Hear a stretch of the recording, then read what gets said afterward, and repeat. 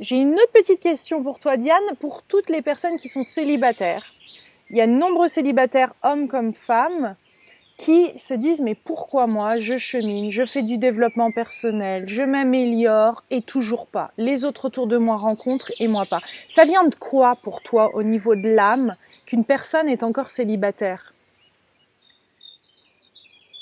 Jamais je prendrai la responsabilité de dire, d'avoir la réponse à cette question qui prend les plans les plus élevés comme si je savais le plan divin pour cette personne. Mais ta Tout ce que perception par rapport au travail que tu as fait, le fait de recevoir des couples, le fait de recevoir, je suis sûre, des célibataires aussi, d'avoir écrit, de faire des stages, t'es quand même les deux pieds dedans, les mains, tous les orteils et la tête.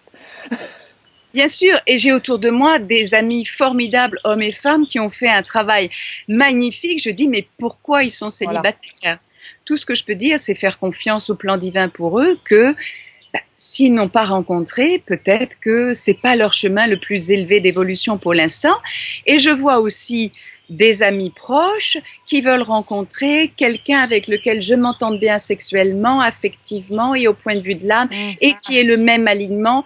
Et en plus, s'ils pouvaient avoir réglé ça et ça et ça, et qui peuvent pour certains, je dis pas pour tous, être dans une forme d'exigence où je vois que la personne à côté d'eux pourrait leur correspondre, mais leur attente est tellement haute que peut-être personne ne vient matcher ça.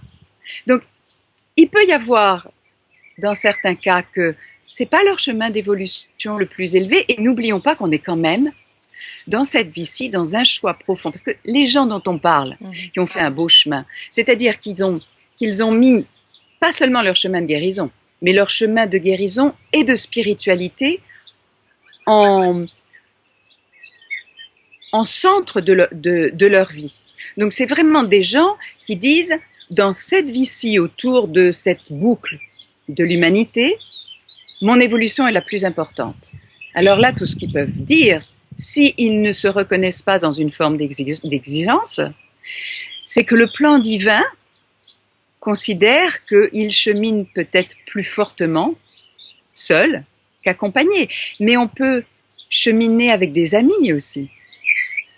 On peut avoir des belles histoires autrement que de s'inscrire dans un chemin de couple. On sait que l'ancien paradigme nous a inculqué qu'on devait être à deux. Et évidemment que moi je suis en couple, donc je suis mal placée pour dire le contraire. Mais on va peut-être faire des couples plus courts. On va peut-être, il y a plein de choses qu'on a réinventées. On va peut-être faire, là j'entendais parler du pluriamour, ça, bon, j'ai des doutes par rapport à ça. Je pense qu'il y a là peut-être un manque d'engagement. Bon, je suis pas forcément convaincue par, en tous les cas, les discours que j'ai entendus là-dessus. Mais pourquoi pas des trios? Je veux dire, tout est à réinventer. Maintenant, on commence à voir, je fais partie de ce cas de figure, des couples où c'est la femme qui est plus âgée. Il y en a de plus en plus. Donc, on réinvente le couple. Mais est-ce qu'à la base, quand même, le fait des célibataires, il n'y a pas quelque chose, il n'y a pas parce que que ce soit en couple ou pas en couple, de toute façon, le travail, il est bien de trouver cette complétude, d'être bien de toute façon soi-même, quelles que soient les circonstances. Donc, n'est-ce pas ça le travail en commun aussi de quelqu'un qui est célibataire, de se trouver bien, d'arriver à être cette personne-là complète avant même de rencontrer l'autre? Peut-être que c'est leur chemin au lieu de le faire en couple, avant de rencontrer cet autre niveau peut-être de rencontre. Oui, mais tu dis bien avant de rencontrer. Oui. Et donc, c'est qu'il y a comme une idée que quand ils auraient bien tout fait, ils rencontreraient. Ouais. Donc, on est bien dans cette vision que, idéalement, ils devraient rencontrer. Ouais, tout à fait. Qu'en savons-nous? Honnêtement, je ne sais pas. Oui, mais si ça fait mal à ces personnes-là qui sont célibataires. Elles sont tristes d'être seules. Ça veut dire qu'elles ont un grand fantasme sur le couple. D'accord. Si, ça veut dire qu'il y a bien une complétude en elles qui n'est pas suffisamment installée puisque ça leur fait mal d'être seules. Donc, d'une certaine façon, j'aurais envie de dire, la vie a peut-être raison de dire, mais tant que ça te fait mal, peut-être que ton chemin est de cheminer à travers cette solitude.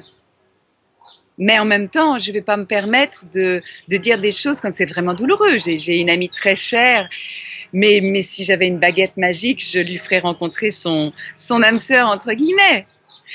Moi, je Mais sais que... t'en as une baguette magique, Diane, c'est flagrant. J'ai beaucoup qui se rencontrent, bien sûr.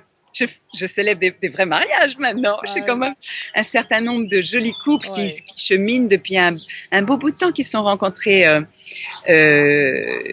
autour de moi, en tous les cas. Mais c'est vrai que j'ai des amis, j'aimerais qu'ils rencontrent parce que je vois bien qu'elles souffrent. Mais en même temps, le fait que ça soit si douloureux dit bien qu'il y a quelque chose qui est encore à guérir, en travail et à guérir.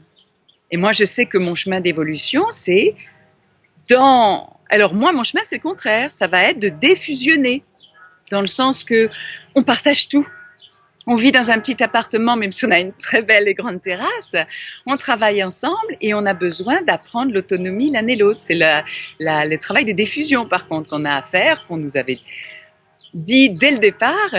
Et comment trouver. Donc là, on cherche, mais pour l'instant, on ne trouve pas. Ouais, mais d'ailleurs, appel à tous les co-créateurs, hein, Diane.